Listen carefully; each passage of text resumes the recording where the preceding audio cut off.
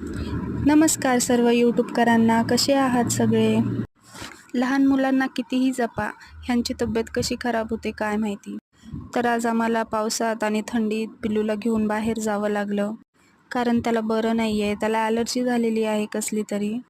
अगोदर ज्या दवाखान्यात गेलो होतो, तो दवाखानाच बंद होता. मग काय दुसऱ्या दवाखान्यात जावं लागलं.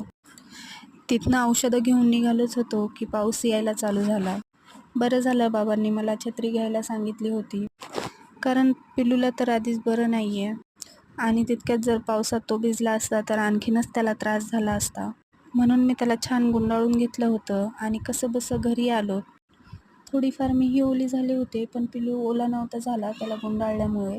तर घरातलं अर्धं काम आवरून मी हॉस्पिटलला गेले होते आणि जे राहिलेलं काम होतं ते घरी आल्यावर परत केलं.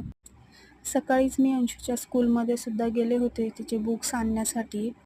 मग काय ते चांगले अरेंज करून ठेवले. तिला ज्या आत्ता बुक्स लागत होत्या त्या मी वेगळ्या काढून ठेवल्या होत्या. आणि हे बुक्स वरती ठेवता ठेवता मला माझ्या अंशूची ट्रॉफी दिसली. ही तिला मागच्या वर्षी मिळाली होती फॅन्सी ड्रेस कॉम्पिटिशनमध्ये. आणि कामं आवरता वेळ असाच निघून गेला आणि वेळ झाली मुलांच्या शाळेतून येण्याची. हल्ली ह्या दोघींना स्वतःचं काम स्वतःच करावं वाटतं आणि जर त्यांना हे ते करता नाही आलं तर त्यांची अजून चिडचिडही होते.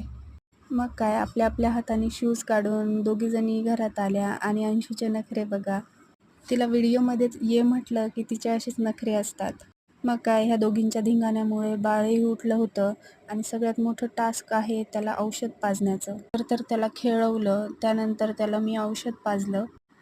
कसंबसं रडत पडत त्यानेही औषध पिऊन घेतलं आणि तो झोपून गेला. मग काय त्याला सांभाळून थकले होते म्हणून म्हटलं मीही थोडा आराम करावा. तितक्यात ह्या दोघीजणी आल्या आणि मला म्हटल्या, आम्हाला भूक लागली आहे, आम्हाला खायला काहीतरी करून दे. म्हणून मी त्यांना ह्या तिखट शेवया करून दिल्या. तुम्हाला जर ह्या शेवयांची रेसिपी पाहिजे असेल तर मी ऑलरेडी चॅनलवर व्हिडिओ अपलोड केला आहे, तुम्ही जाऊन बघू शकता. तर तुम्हाला हा व्हिडिओ कसा वाटला कमेंट करून नक्कीच सांगा. व्हिडिओ आवडल्यास व्हिडिओला लाईक करा आणि चॅनलला सबस्क्राईब करा.